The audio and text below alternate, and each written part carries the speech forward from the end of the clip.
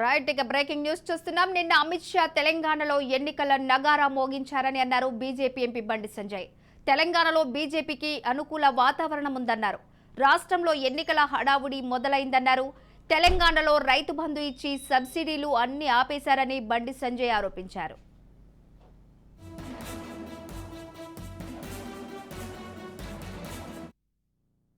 ఇప్పుడు MP elections అప్పుడు గిట్టే వాగిండు మొరిగిండు. బండి సంజయ్కి ఏమోట్లు పడితే గాలి వేస్తే గాలి అవుతారని చెప్పన్నాడు. ఎన్నోట్లు వచ్చినాయి? సిరిసిల్ల మున్సిపాలిటీలో మొత్తం గెలుస్తామన్నారు. ఆయన లేటి అభ్యర్థులు అందరూ 14 మంది ఓడిపోయారు. 14 మంది ఆయన వ్యతిరేకంగా గెలిచారు. బీజేపీ 4 సీట్లు గెలిచామట మేము. 14 మంది బీఆర్ఎస్ పార్టీకి వ్యతిరేకంగా ఇండిపెండెంట్ గెలిచారు. ఏడా వీకెండ్ మరి సెస్ ఎన్నికల్లో ఎవరు గెలిస్తే ఎవరు ప్రకటించుకున్నారు? ఎవరు దిమ్మ తిరిగే విధంగా ప్రజలు గుణపాఠం చెప్పే ప్రయత్నం చేశారు. ఎన్నికల్లో వాళ్ళు ఎవరు బీఆర్ఎస్ పార్టీ ఆయన అహంకారం చూసి ఆయన ముఖం చూసి ఎవరైనా ఓట్లేస్తారు ఆయనకి. నేను మళ్ళీ అడుగుతున్నా, మళ్ళీ కేసీఆర్ ఏడవేండి నీకు మీ అయ్య గురించి చెప్పు నాకు ఫస్ట్. ఇప్పుడు మీ అయ్య ఏడవేండి, మా కేసీఆర్ ఏడవేండి. మళ్ళీ అడుగుతున్నాను నేను, ఇప్పటికి ఇన్నిసార్లు అడుగుతున్నా. మా కేసీఆర్ మీద కేసీఆర్కు రక్షణ కల్పించాల్సిన బాధ్యత ఉంది. ఇప్పుడు ఆ అమ్మవయ్యి పాపం అమ్మవయ్యి కేసీఆర్ బాగుండాలని చెప్పి తలనీనాలు సమర్పించుకొని వచ్చింది. ఆ వెంకటేశ్వర స్వామి ఆశయాలు కంపల్సరీ ఉండాలి. మా కేసీఆర్ సార్కి ఉండాలి, కుటుంబానికి ఉండాలి. గింత ప్రత్యర్థి అయినప్పుడు కూడా నేను గింత కోరుకుంటున్నా కేసీఆర్ మంచిగా ఉండాలని చెప్పి. నాకున్న బాధ కొడుకు లేదు. కొడుకు మొక్కాలి కదా, మొక్కుతుంది. అమ్మ ఎంత బాధ ఉంటే, ఎంత కష్టం ఉంటే, ఎంత ఇబ్బంది, కేసీఆర్ సార్ ఎంత కష్టాలు ఉంటే అమ్మ పోయి తల్లిదండ్రులు అర్పించుకొని రావాలి. ఇప్పుడు రజాకర్ సినిమా మాది కాదు, సరే ఆయన బీజేపీ నాయకుడు కావచ్చు.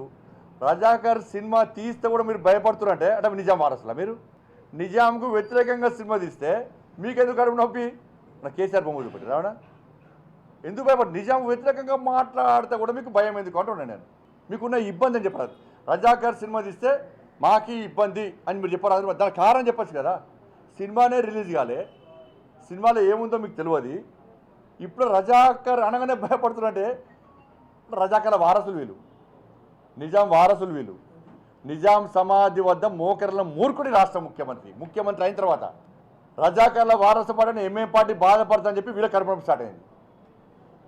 ఎంఏ పార్టీ బాధపడుతుందని చెప్పి వీళ్ళు బాధపడుతున్నారు. వాళ్ళకంటే ఎక్కువ బాధ వీళ్ళకి వచ్చింది.